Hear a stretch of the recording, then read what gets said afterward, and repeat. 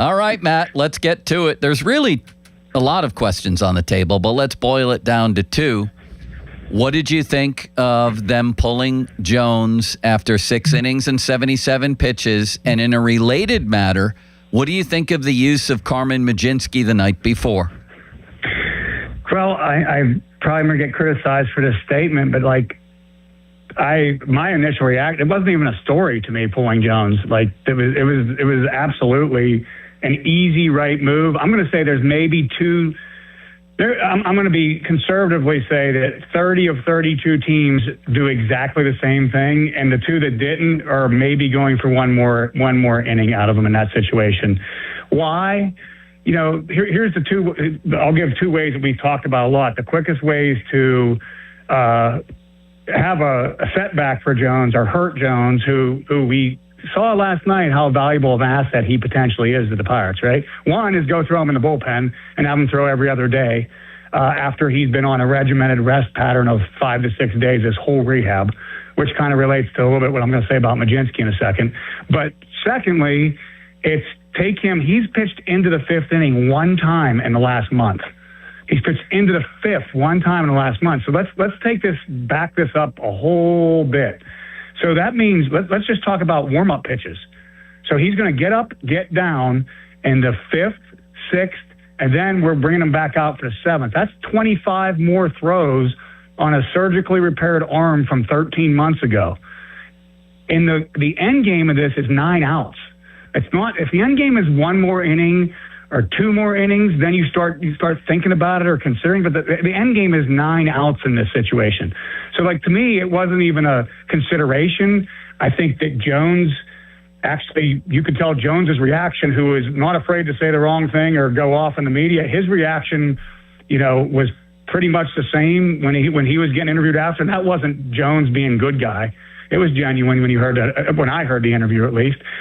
And if I'm going to do that and extend somebody, there would be a story here to me if that was schemes they pulled out there, or they pulled out Chandler, or they pulled out Keller in that situation. But Jones coming off this injury, finally getting him where he wants, you got him where you want him to be.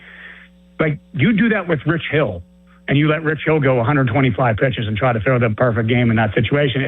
It's unfortunate. I get the lore of it. I understand why people can be upset. So I kind of took a step back and saying, well, I guess it is a story. She pulled somebody with, first time it happened. And I heard Limits, headline about that first time it happened, all this other stuff. But it's the circumstances.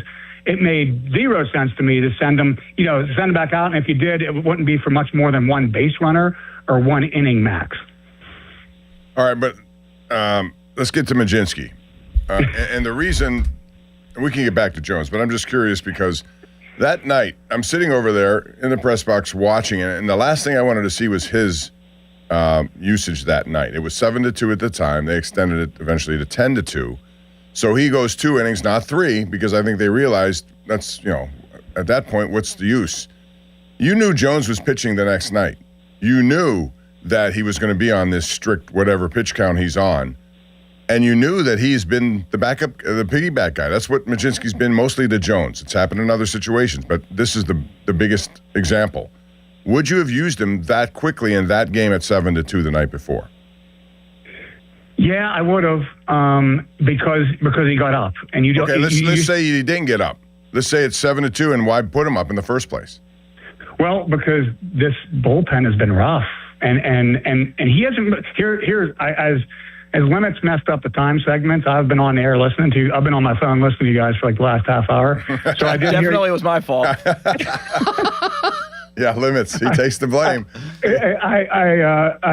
Sorry, Limits. As I was listening, and so I went back and Mlodzinski hasn't been the piggyback guy for Jones exclusively. And again, over his last month, I went back his last month, all his outings are 2-3, 2-3, 2-3, which allows him to go a little bit more frequently than a major bulk piggyback guy. I just feel the Pirates in this 6-game series got to win when they can win.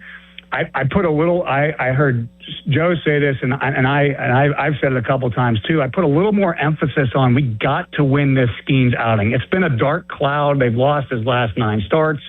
He's struggling, all this stuff. And this bullpen cannot be trusted.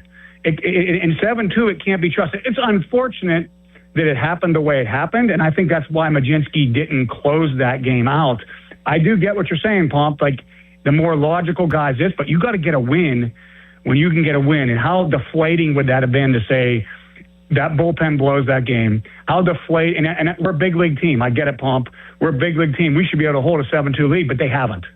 This team hasn't.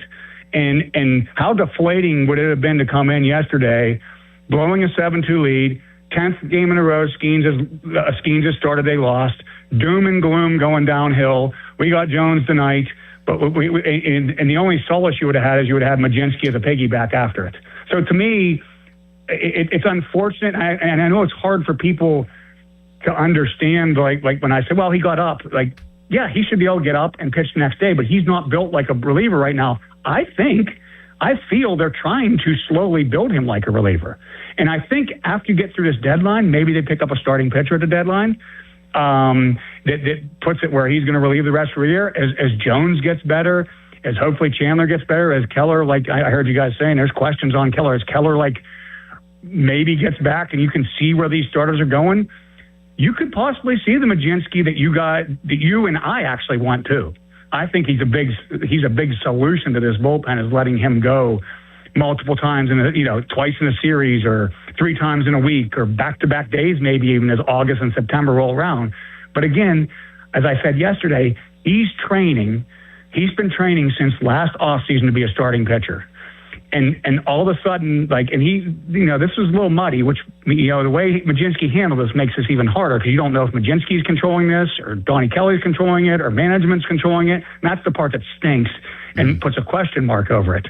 But Mlodzinski's trained to be a starter. You just don't flip that switch and start throwing on back-to-back days. It's actually one of the reasons I retired at the end, because I was going to have to go in the bullpen after starting all those games, and I didn't think my body could handle it. Now, Mlodzinski has history. We can slowly get to that point with him, and I think it's coming as long as everything stays good in the rotation. All right. One of the reasons we love Limits is because he puts his opinions out there and sticks to them. And he was putting it out there last night. And on this show today, Limits, I'm going to give you a crack at Matt. Thanks, Joe. Yeah, Matt, I thought that it was completely inexcusable to pull Gerrit Jones from that outing last night. 77 pitches. Like Matt, is it ups? Is it pitches now? It seems like ups is what truly matters for them. But in his first start of the year, on May 29th, in his debut game, he threw 77 pitches. He threw 77 pitches last night, was super efficient, had no trouble whatsoever, and was easily blowing the ball by people. Why can't you at least throw him out there for one more inning? I would even stretch it to 2.